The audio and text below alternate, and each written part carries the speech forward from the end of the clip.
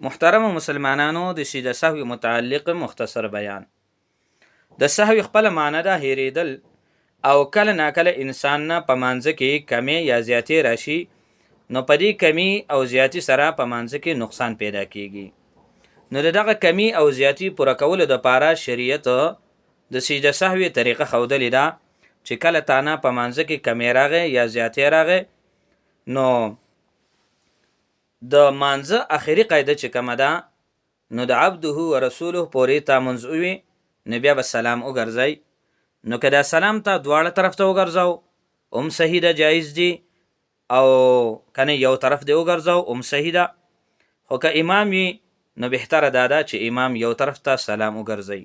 امام نه مانځه کې کمی زیاتې شوي وي نو دی یو طرف ته سلام وګرځئ، او بیا دغه سلام ګرځولو نه وروستو دی به د مانځه په شانتي څنګه چې عموما سړی دوه سجدې کوي د قشاني دوه سجدې به دی وکړي، او بیا به په دغه قاعده باندې کینی، بیا به د سر نه التحیات نه مونځ شروع کړي او اخره پورې به مونځ ووایي، بیا به سلام وګرځئ.